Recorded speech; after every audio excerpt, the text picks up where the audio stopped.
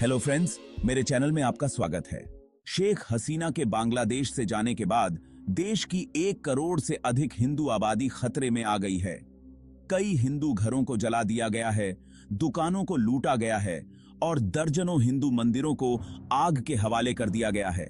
साथ ही मूर्तियों को अपवित्र किया गया है।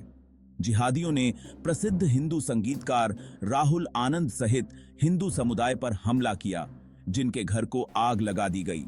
ट्विटर पर 100 से अधिक ऐसी घटनाओं का विवरण सामने आया है जिसमें हिंदू घरों, दुकानों और मंदिरों पर हमले की जानकारी दी गई है। एक घटना में इस्लामी जिहादियों ने हिंदू शिक्षक मृणाल कांति चटर्जी की हत्या कर दी। टाइम्स ऑफ इंडिया की एक रिपोर्ट के अनुसार, जो कि एक प्रमुख अंग्रेजी समाचार पत्र है, अवामी लीग से जुड़े हिंदू काउंसलर हराधन रॉय और उनके भतीजे की रंगपुर में एक जिहादी भीड़ द्वारा हत्या कर दी गई। फेनी में एक दुर्गा मंदिर पर भी हमला किया गया और हिंदू श्मशान भूमि की जमीन पर कब्जा कर लिया गया। पर्वती अप्पू में 5 मंदिरों में तोड़फोड़ की गई, जिसमें एक काली माता का मंदिर भी शामिल है। सेतपगंज में हिंदू घरों पर हमले किए गए। हम विशेष घटनाओं और नामों का उल्लेख करते हैं ताकि यह स्पष्ट हो सके कि ये केवल आरोप नहीं हैं, बल्कि वास्तविक घटनाएं हैं जो बांग्लादेशी समाचार पत्रों में रिपोर्ट की गई हैं। बांग्लादेश हिंदू बौद्ध ईसाई परिषद के नेता काजल देवनाथ ने 200 से 300 ऐसी घटनाओं का उल्लेख किया। पोलैंड के एक प्रमुख ट्विटर अकाउंट ने बोगरा जिले में हिंदू घरों पर हमले का एक वीडियो दिखाया और एक अन्य वीडियो में एक हिंदू लड़की ने बंगाली में अपनी पीड़ा आंसुओं में व्यक्त की। चिटगांव का एक वीडियो दिखाता है कि एक शनि मंदिर को जिहादी भीड़ ने आग लगा दी। ऐसे कई वीडियो विभिन्न सोशल मीडिया प्लेटफॉर्मों पर वायरल हो रहे हैं। सोशल मीडिया, प्रिंट मीडिया और टीवी चैनलों पर हिंदुओं पर हमलों की रिपोर्टें भरी हुई हैं, जो एक महत्वपूर्ण सवाल उठाती हैं।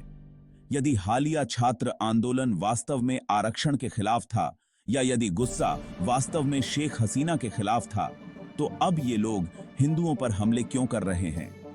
आरक्षण लगभग समाप्त हो गया है और शेख हसीना जा चुकी हैं, तो हिंदू घरों और मंदिरों के खिलाफ प्रतिक्रिया क्यों हो रही है?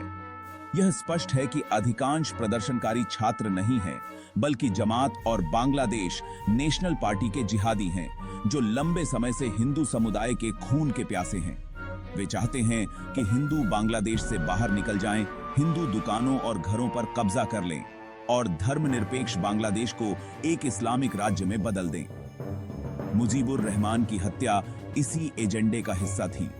जब बांग्लादेश का गठन हुआ, तब इसके संविधान में धर्मनिरपेक्ष शब्द शामिल था, लेकिन रहमान की हत्या के बाद इसे इस्लामी राज्य में बदल दिया गया। अब जब शेख हसीना सत्ता में नहीं है, पुलिस और सेना ने इन जिहादियों को खुली छूट दे दी है, जिससे हिंदुओं पर फिर से हमले हो रहे हैं। यह पहली बार नहीं है कि बांग्लादेश में हिंदुओं पर हमले हुए हैं।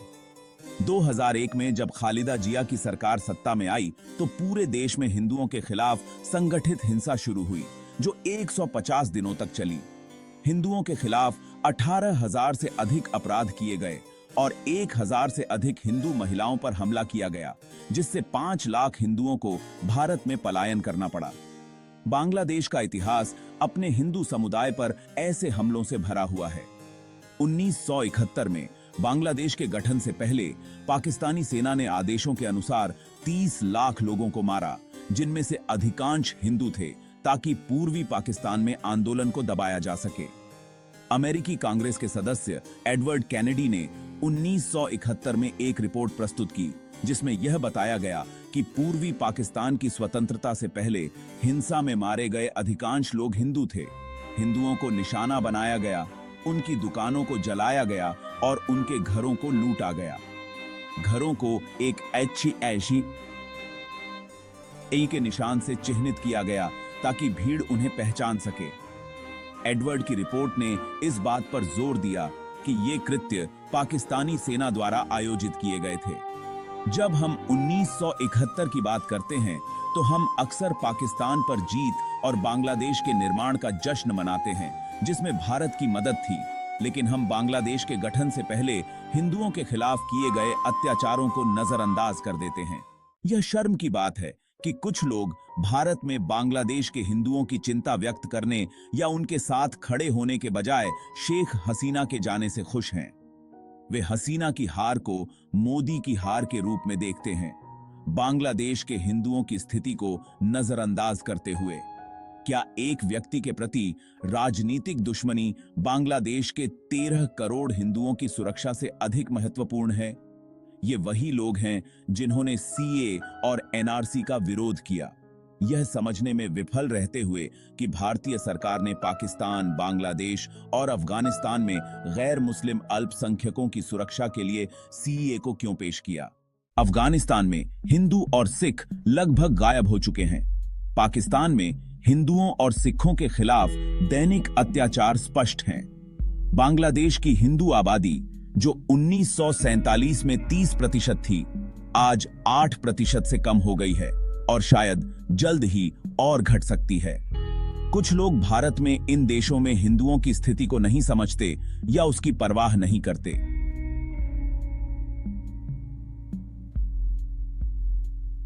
वे इस तथ्य को नजरअंदाज करते हैं कि हमलों के दौरान जिहादी जाति या राजनीतिक संबद्धता के बारे में नहीं पूछते, वे केवल धर्म की अनुपस्थिति देखते हैं।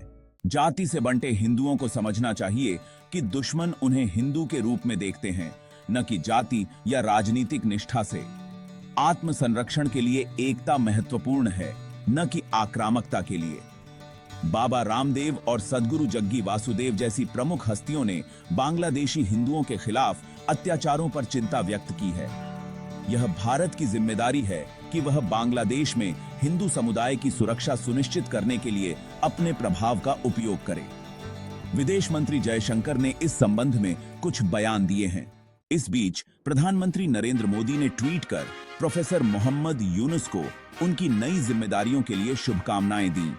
उन्होंने उम्मीद जताई कि जल्द ही बांग्लादेश में सामान्य स्थिति लौट आएगी और हिंदुओं और अन्य अल्पसंख्यक समुदायों की सुरक्षा सुनिश्चित की जाएगी। पीएम मोदी का बयान, जिसमें उन्होंने बांग्लादेश में हिंदुओं की सुरक्षा का सीधे तौर पर उल्लेख किया, महत्वपूर्ण है, जो हिंदू अल्पसंख्यकों के खिलाफ चल रहे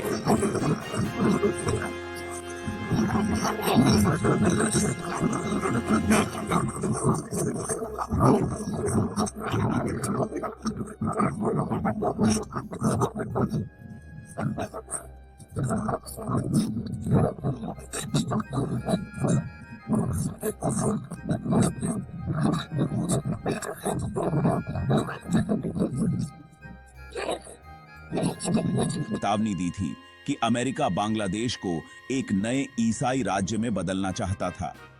हालांकि मोहम्मद यूनुस बांग्लादेश में वापस आ गए हैं, लेकिन वे लंबे समय तक सत्ता में नहीं रहेंगे। मुख्य चिंता बनी हुई है खालिदा जिया और उनकी बांग्लादेश नेशनल पार्टी और इस्लामी पार्टी जमात ए इस्लामी, जो भारत के हितों के खिलाफ काम करने के लिए जानी जाती है। भारत के Thanks for watching this video. Please subscribe my channel.